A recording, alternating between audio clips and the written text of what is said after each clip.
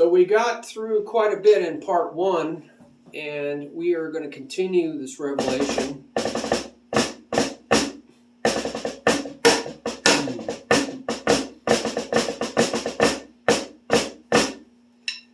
Little spontaneous drumming there. There's a whole web page on that. So we're on part 2, which is I've agreed with Romans 7 through 24. That was part 1, and it was pretty complicated because we saw the Greek is not what most English translations have, not even the English Standard Version. So I find that sometimes I do this, and I mentioned that, this quick fix, right? So that was the frustration Paul was expressing. And I was like, yeah, this is what I've had the same problem. So even though there may be fleeting thoughts, the quick fix or immediate gratification is only temporary and will likely leave me eventually back in the same place. These thoughts soon get pushed aside by the craving for anything that is better than the way I feel now. And this leads to desperation. And this is what Paul was expressing. Oh, wretched man that I am. I think I'm coming to the same conclusion Paul did, that there doesn't seem to be anything I can do to fix. I was talking about how we try to fix our problems, and then we end up failing and we get quick fixes for our gratification. And that's what leads us to sin. It says, there seems to be nothing I can do to fix my weakness of the flesh. That's what Paul came to the conclusion. He says, I am sold as a slave to sin. I am ongoingly. He says that. Where does he say that? I am ongoingly sold as a slave to sin. You can just go in the Bible Gateway in the English Standard Version and say sold a slave, or just sold to sin. Maybe that'll find it. And the New Testament, there's 4 occurrences.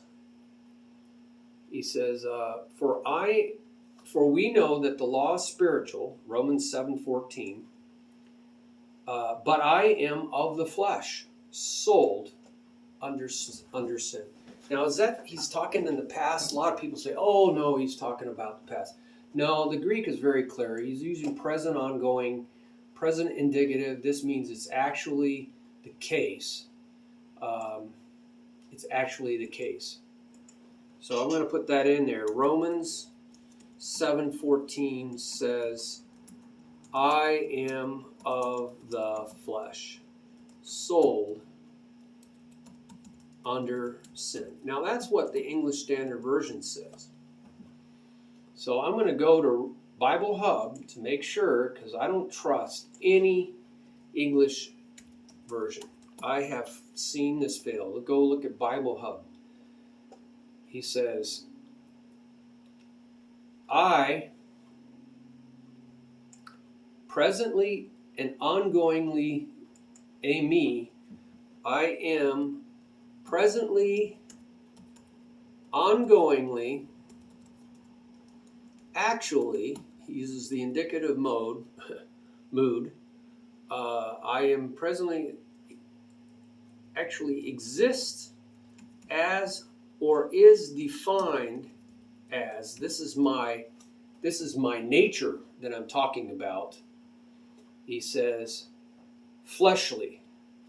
All right, that is an adjective. Okay, so they inserted of the flesh. They inserted of the, which is not there. It's not a genitive of possession. It's the word fleshly. So I see they were wrong. And that word sarkanos means, sarkanos is from sark, sarx. It's an adjective of sarx, and you could go look at what sarx means, but it means human. You can go look at the word flesh. I have a whole page on flesh, it means human or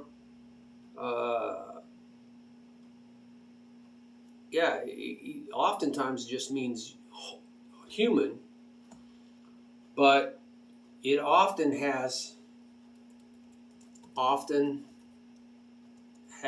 negative connotations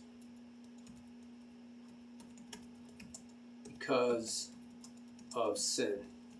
So you can go look at that tab, and you'll see a lot written about flesh. And I will go ahead and give you that. The flesh, where is it at? It's on the bottom of every page. Oh, there it is a sitemap. So there it is. I will give you that reference. He says, I am flesh. I can look at my body. I'm not of the Spirit, right? In the context, he says, I am not of the Spirit, right? So he says, the law is spiritual, is of the Spirit, not spirit kind of. So they use an adjective, spirit kind of, pneumatikos. So the law of God is spirit kind of, but I am human. All right? Sold, he says, here we go, having been sold. Aha! Having been sold, but it's the perfect tense. It's having been sold. He's defining who he is, right? That's what a participle does.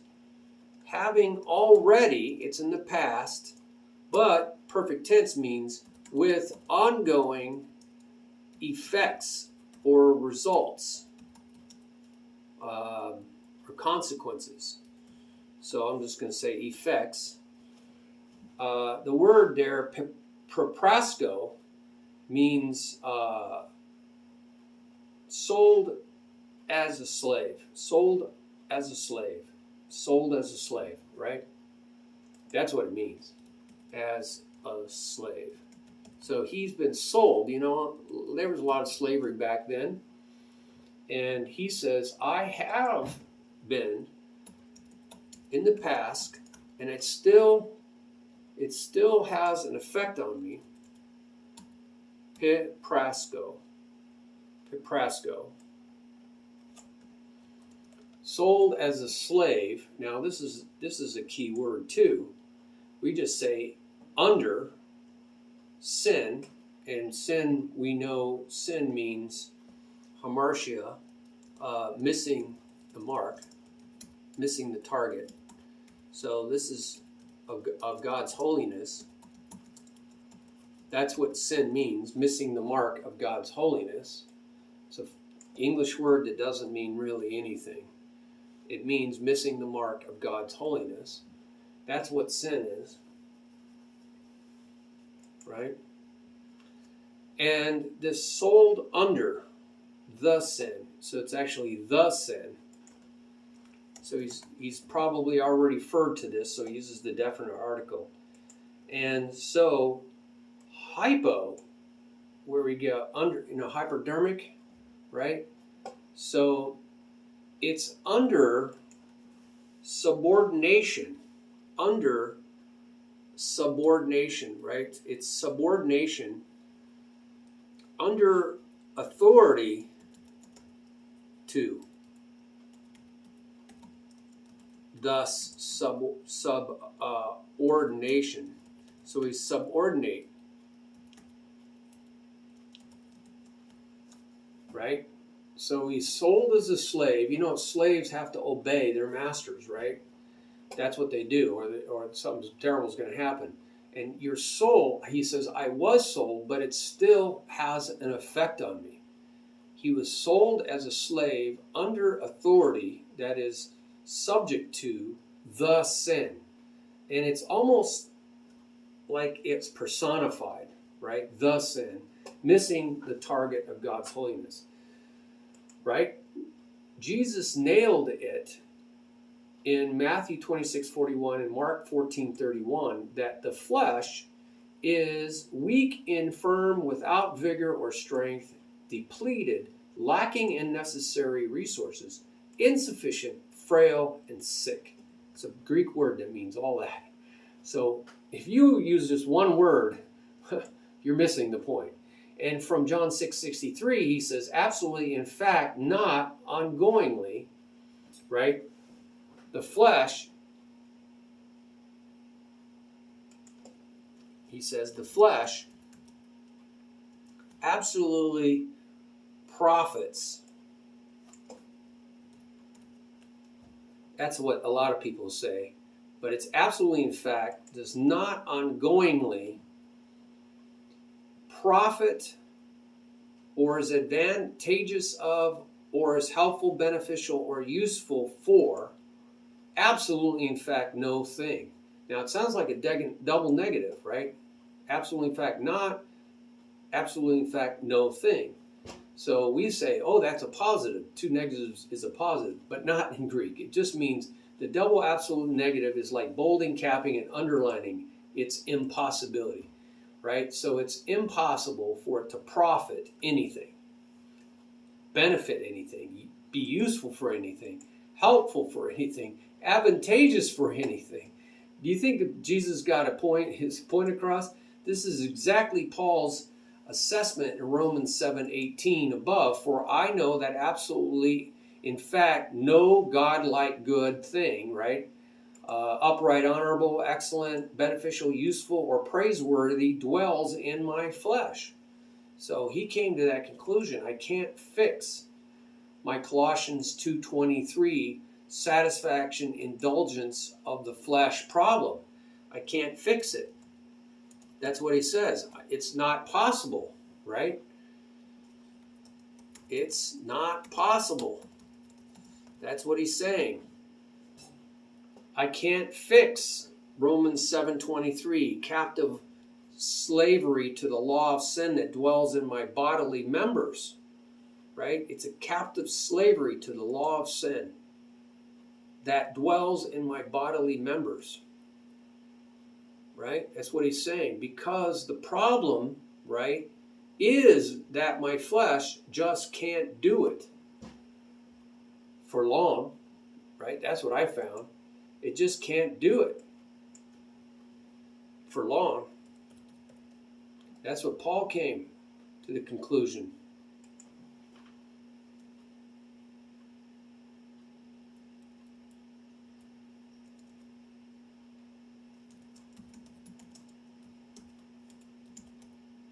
I cannot fix my Romans 7:23 captive slavery to the law of sin that dwells in my bodily members problem.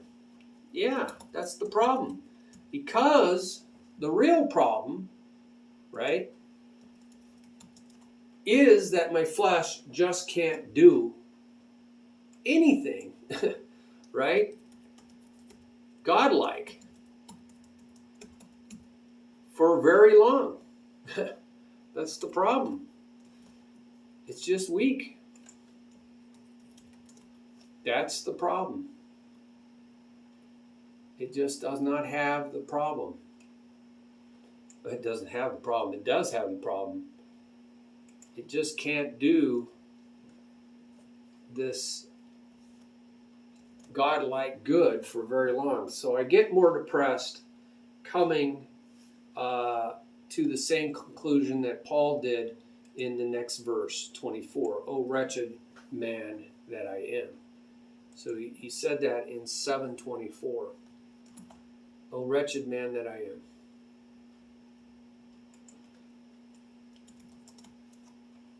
That's the problem. So I've tried over and over to do without success. Colossians 3:5. So this has come up before.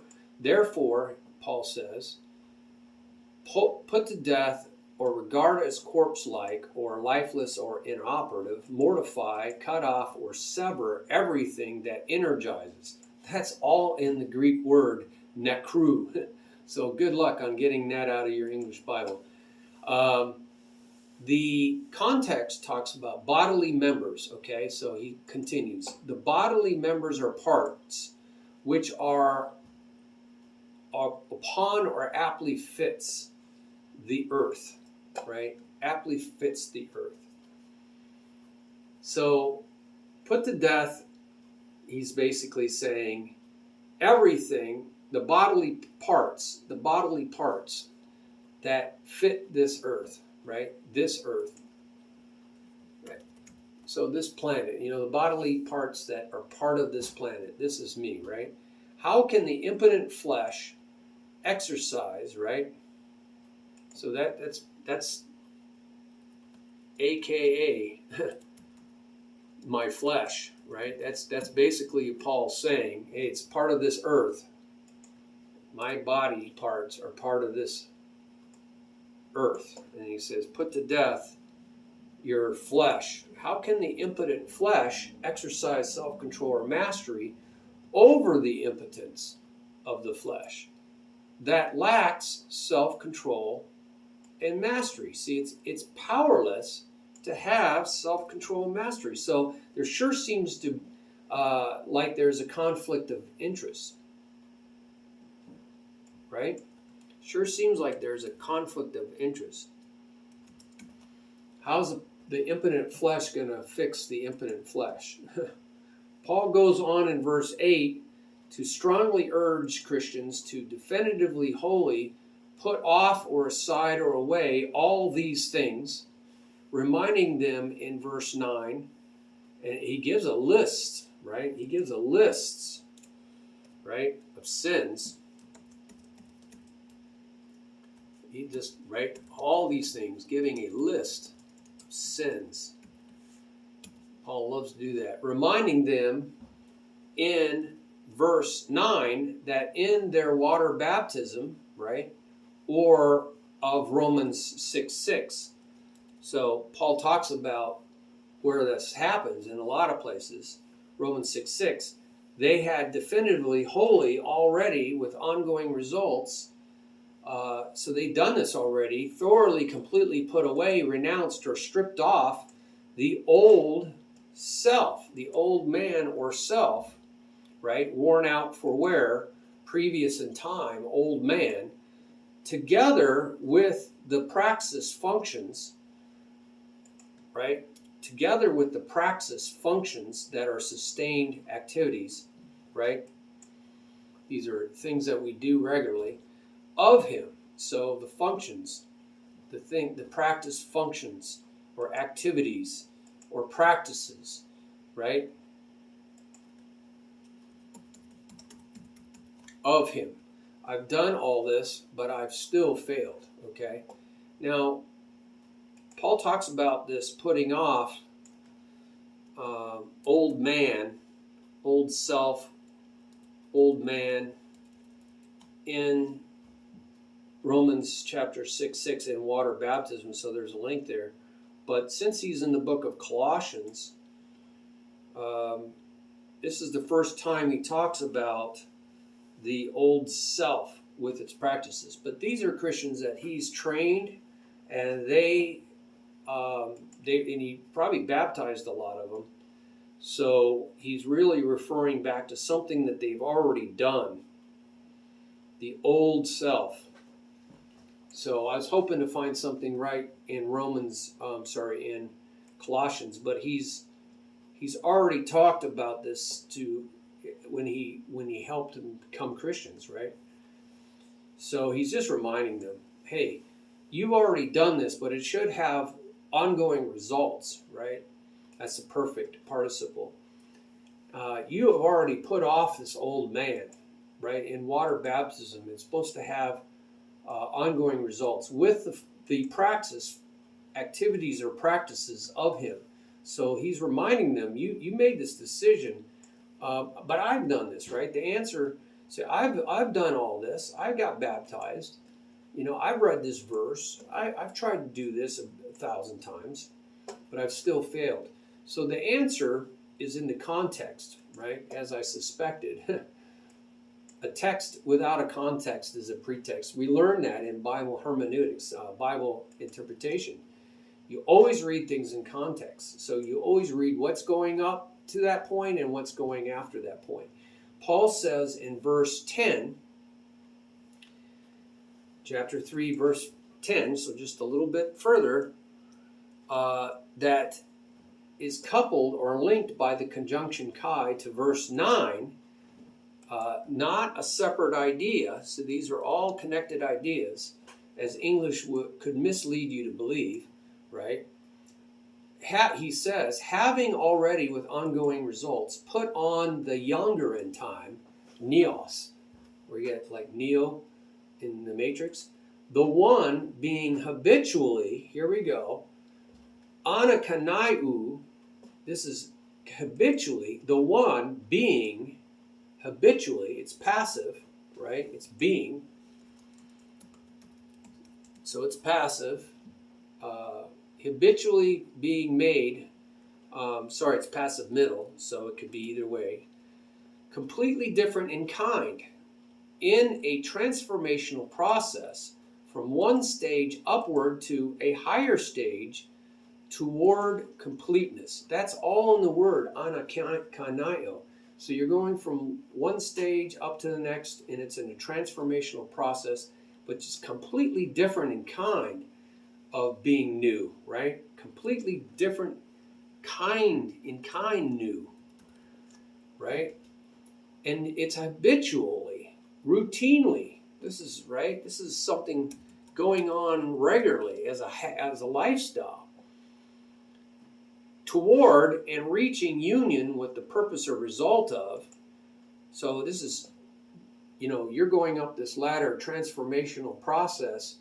It's a habit, routine, and this is completely new kind of transformation, but it's something you're doing now, not just something in the past. That's, it's not just looking back to the past and say, oh, I was baptized, boom. He says, these are the people, right, who are putting on this new man, right, this new self, this younger in time self, younger than what they were. The old man, they put away, right? They put this old man away, this older in time man away, but now they have put on this new man, right, or self. Now is also, right, where was that done? Also done in water baptism. So we know he talks about this in Romans chapter 6. He talks about this a lot. But this new man is being habitually, routinely, completely made in kind new in a transformational process from one stage upward to a higher stage toward completion, right, completeness, toward and reaching the union, all right, interface, interaction, right, reaching, it's really just reaching the purpose or result of, right, what? Epigenosis, right? This is not gnosis, head knowledge. So, hey, he doesn't want to stuff them with head knowledge. This whole purpose is toward reaching this genuine, full, relational, experiential knowledge. What kind? That is down from, or according to, down from, the singular image, right? The singular image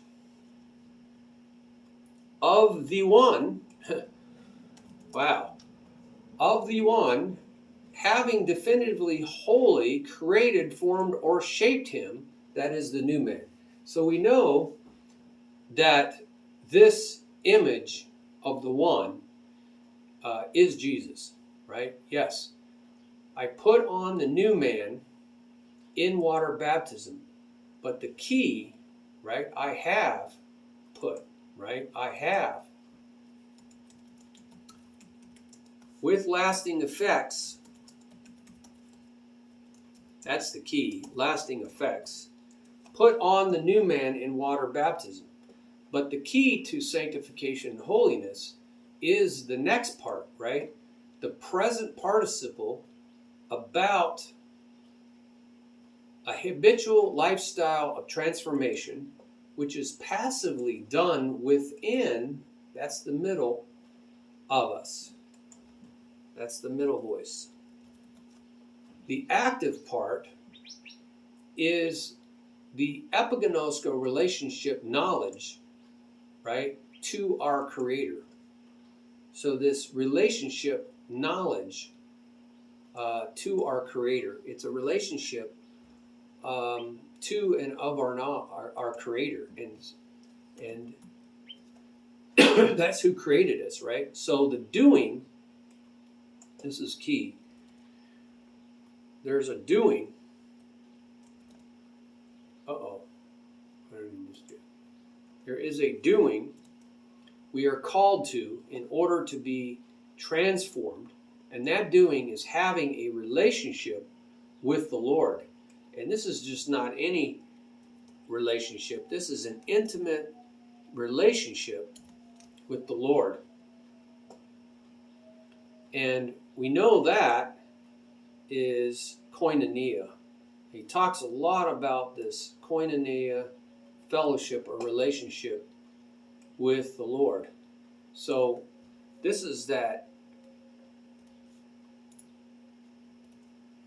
wow. So this is that intimate relationship knowledge to and or interfacing, interacting with, right? Interfacing, interacting toward and reaching, right? To interface with the purpose or result of this intimate knowledge, right?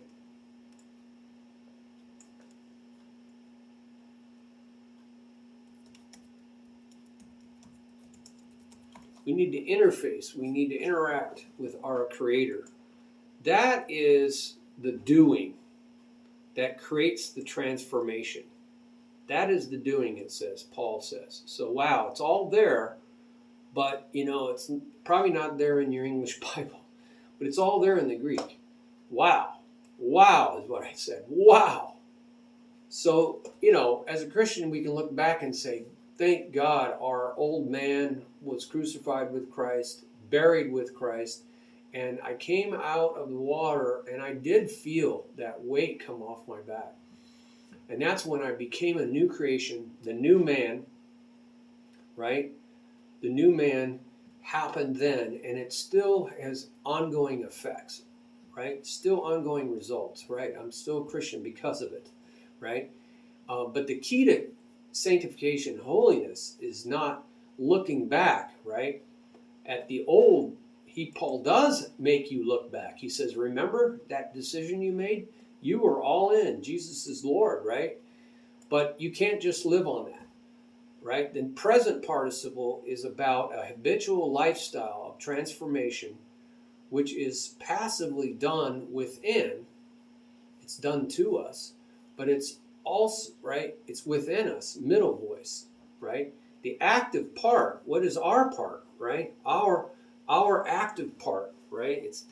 That's what is our part in this is the epigenosko relationship knowledge interfacing with our Creator. That's our part.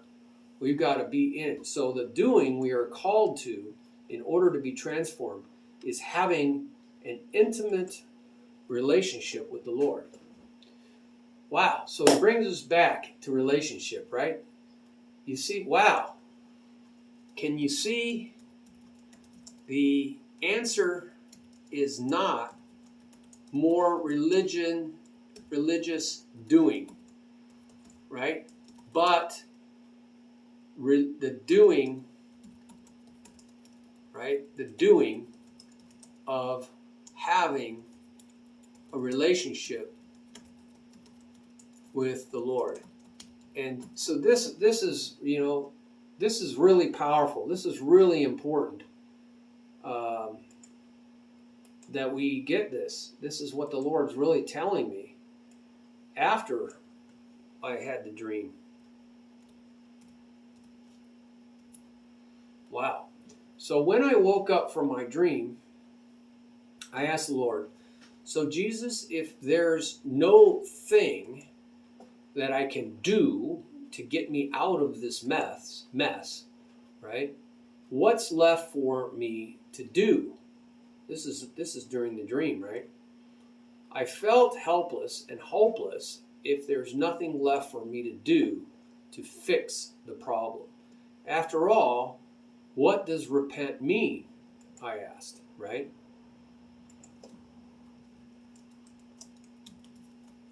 When I hear it, when I hear that word, right, I automatically think that I need to stop doing A, B, C and start doing X, Y, Z. And that's exactly the problem.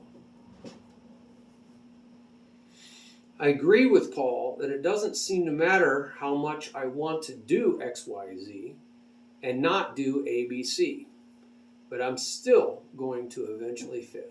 That's what Paul came to the conclusion. It doesn't matter how much you want it, right? Or how much you know about it. Gnosis information, right? Gnosis information and willpower, right? Of Zechariah 4:6. This is exactly 4:6's might and power. This is the power part. Just isn't strong enough. It just isn't strong enough.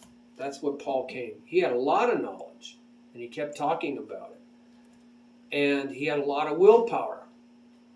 But this is just the power part of the might and power, right?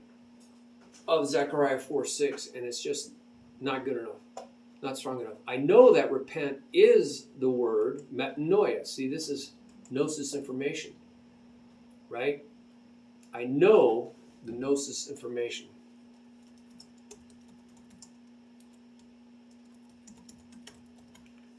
Right? So there's a lot of gnosis, information out there, a lot of Bible verses. That repent is the word metanoia, metanoeo, right, there you go. That means to think differently, to have a conviction to turn one's thoughts for the better, heartily to amend with abhorrence of one's past sins. That's what I read in the dictionary, right? The lexicons. But I've done that 1,000 times, even with tears, right? And I still fail. Something is wrong. Then I said, so I just say, well, I got to try harder. But that doesn't work either, right? Then I suddenly realized that I was thinking just like the Jews under the Old Covenant, asking about what I needed to do or not do in order to be more right or pleasing with God. I felt this, and I almost like, whoa, wait a second, I'm in the same, yikes, how did I fall into that? But that's what I caught myself. I was like, I was exactly doing the Old Covenant. I know from my New Covenant pages that this is a trap of the religious flesh that will send you straight to hell just as fast as sensual sin will. Just as fast. There's a lot about that. So I asked the Lord again, what do you mean about repent? Right? He said repent. What kind of turning is this? So I knew it's turning, but I didn't know I thought he was saying turn away from A and do B. But then I got it. I was in the same Old Testament thinking. So then I remembered. So I think, let's see. This is a pretty good place to stop. So I'm gonna have you go to part 3. Okay. So it's gonna really get something. really get involved here, you really want to see where we're going on this, and it'll be worth it. So go to the next video, right? God bless you. I want to keep each of these kind of short. Natural subdivisions on this text. So always go look at the text. God bless you. Look forward to your comments and subscribe so you know when the next one comes out, all right? That's how you know. All right, God bless. Bye-bye.